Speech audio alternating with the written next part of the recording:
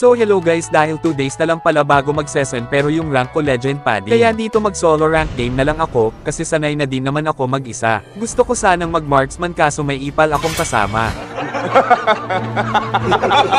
Kaya sa video na to ipapakita ko sa inyo kung paano mag-core ang bida. Tamos nga pala gagamitin natin dito kasi ito rin naman nagpaparank up sa atin. Wala ba kayong napapansin sa akin? Matagal na ako naglalaro sa ML pero wala pa din akong skin. Sana suportahan nyo ako para makabili na ako ng skin. Tingnan nyo naman sa larong ito parang ako lang ata ang hindi maganda ang skin.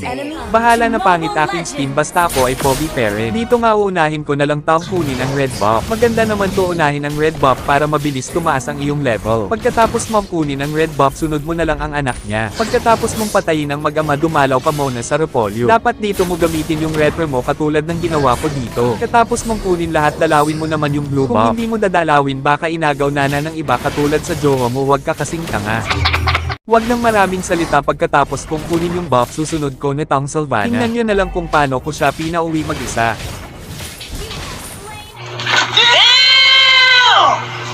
Pagkatapos ko hanggang patayin yung Sylvana sinunod ko na yung turtle. Humingi nga ako ng tulong sa aking kasapa kaso si Aldos lang ata lumapit. Kaya maraming salamat sa iyo Aldog. Sana kunin ka na ni Lord. Pagkatapos nga namin kunin yung turtle ay magtatago muna ako dito sa damo kasi yung Sylvana ay binalikan niya ako. Gusto ko sanang pagbigyan tang Sylvana kaso tumakbo pa yung impacta.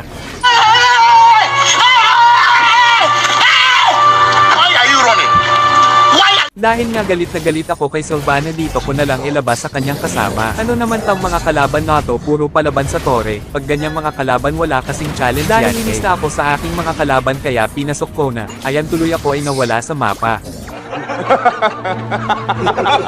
Pagkakabuhay ko hanggang dito ay dumiritso na ako sa turtle. Maya-maya nga lang ay biglang dumating na yung mga kalaban. Tingnan nyo na lang ang enyong bida kung paano mag-retrohan, hala sobrang fast hand. Pagkatapos nga nakin kunin yung turtle dito na kami nagsantukan. Akala ko hanggang dito ako makapatay sa kanila, pero tingnan nyo naman parang wala nang ata akong ambag dito, ginawa nyo na lang sana akong support mga gago kayo.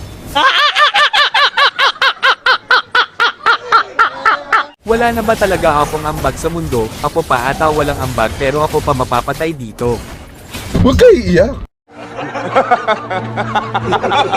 Pero hindi tayo papayag aapihin lang tayo ng ating mga kalaban, kaya humanda kayo sa aking paghihiganti. Kaya sa pagkakabuhay ko pa lang yung prank ko ay akin ang pinauwi. May balak pa ata akong patayin ni Roger akala niya siguro siya ay aking aatrasan. Dito nga magpapahabol muna tayo sa ating mga kalaban. Pero ang plano ko talaga sila ay aking babalikan. Akala siguro ng dalawa ay kaya nila ako, tingnan nyo na lang kung paano ko sila binura.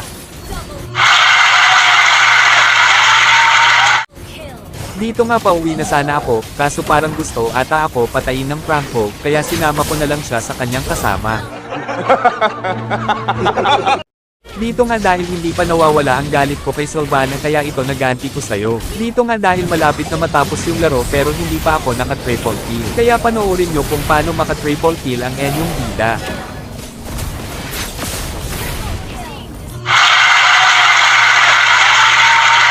Kaya yung laro ay di na namin pinatagal pa, tinapos na ng aking kasama.